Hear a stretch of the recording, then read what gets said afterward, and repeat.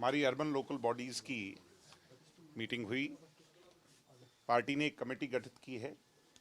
54 जगह जहां इलेक्शन हो रहे हैं नगर पालिका निगम के, वहां के लिए आज प्रधान जी की अध्यक्षता में ड्यूटीज़ डेप्यूट की गई, जिले बांटे गए और अगली मीटिंग 11 तारीख की रखी गई है। ये सभी लोग जिनकी ड्यूटीज़ लगी हैं, ये उन विभिन्न जिलों में जाकर करके मीटिंग लेंगे सभी सीटों पर। और क्योंकि चेयरमैन का चुनाव अब डायरेक्ट होना है, उन सब चीज़ों की तैयारियां पार्टी के इन लोगों को करनी है। ये 54 जगह पार्टी मजबूती से चुनाव लड़े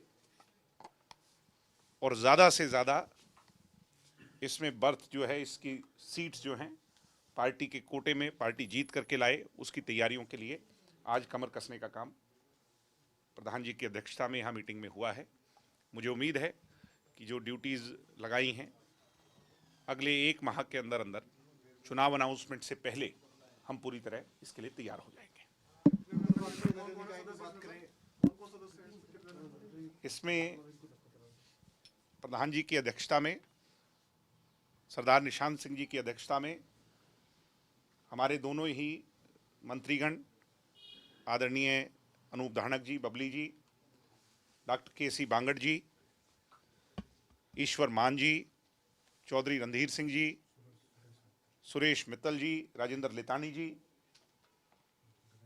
और राजेंद्र गनेरीवाला, अपने रोहित गनेरीवाला जी जो हमारे यूएलबी के प्रधान हैं, और मैं स्वयं, और उसके साथ साथ कुछ लोगों की और ड्यूटीज़ लगाई हैं जो कि आज शाम तक जो है प्रेस नोट के जरिए आपको बता देंगे। Thank you. क्या है कि आप लोग बीजेपी के साथ ही लड़ेंगे, कितनी सीटें आप लोग मांगेंगे? ये जहां तक कोई अलायंस की बात है, किसी तरह के भी गठजोड़ की बात है, ये पार्टी की लीडरशिप, हमारे राष्ट्रीय अध्यक्ष और डिप्टी सीएम साहब और सरदार निशांत सिंह जी के लेवल पे तय होगी। आज यहाँ की मीटिंग के बाद हम सभी सीटों पर और प्रत्येक जिले के अंदर अपनी तैयारी करना शुरू कर रहे हैं।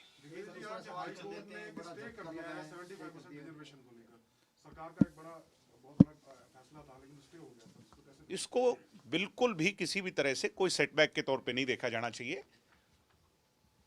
कोर्ट की कुछ शंकाएं हो सकती हैं और कोई भी मामले में कोर्ट की जब शंका होती है तो उस पर कोर्ट स्टे लगा करके अगली तारीख तय करता है। आज सरकार से रिप्लाई मांगा गया है, सरकार रिप्लाई फाइल करेगी और निश्चित तौर पर ये तो अगली ही तारीख में स्टे वेकेट हो जाएगा। स्टे तो बहुत सारी चीज़ों में लगता है, ये तो अन्य प्रदेशों में ये कानून लागू है। हरियाणा में भी दुष्यंत जी ने लागू करवाया, हमारी सरकार ने लागू किया, और इसको भी किसी भी तरीके से कोई सेटबैक या कोई उस हिसाब से नहीं देखा जाना चाहिए।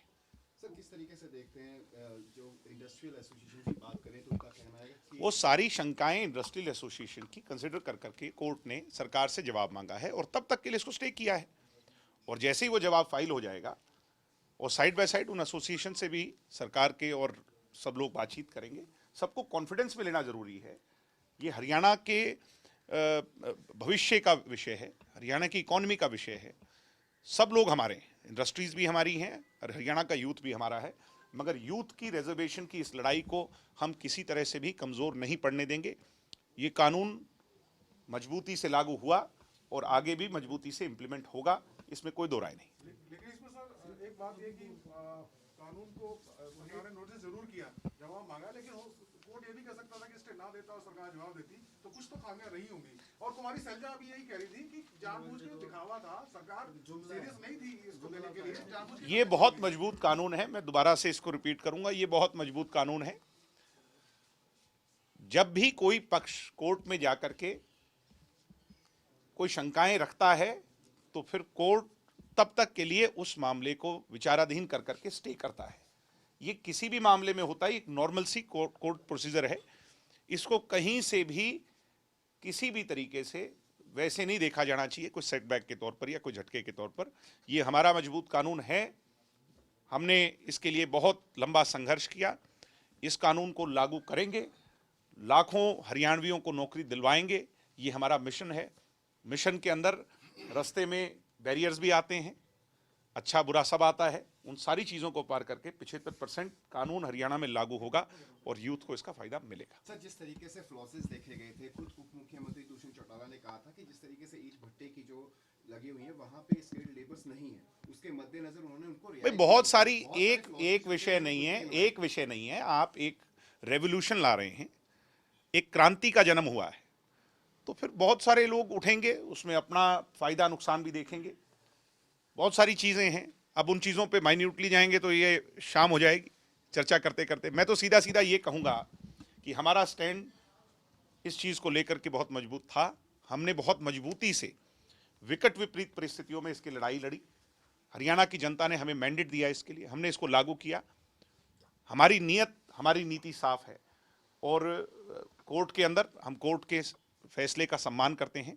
कोर्ट में इसकी लड़ाई लड़ करके इसको वेकेट करवा करके हरियाणा के युवाओं को ये रोजगार जो हमारा एक मिशन है इसको हम पूरा करेंगे। Thank you. एक सवाल इससे अलग था। पंजाब की सूबा है, चुनाव चल रहे हैं, आपकी पार्टी की क्या भूमिका पंजाब चुनाव पर है? क्या आप किसी के लिए, बीजेपी अलायंस के लिए प्रचार दुष्यंत जी ने कहा कि लोहा गर्म होने दो और समय पे हथौड़ा मारेंगे। जब ऐसा समय आएगा, हमारी पार्टी की लीडरशिप हमें कहेगी तो पंजाब भी जाएंगे, क्यों नहीं जाएंगे। किसके पक्ष में करेंगे? वो तो फैसला पार्टी ने करना है।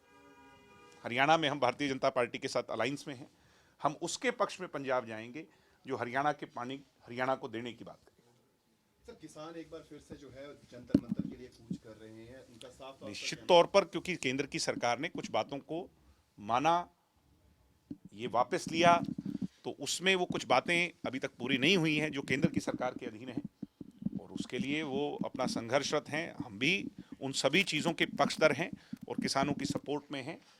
जो कमिटमेंट हुआ था वो पूरा होना चाहिए।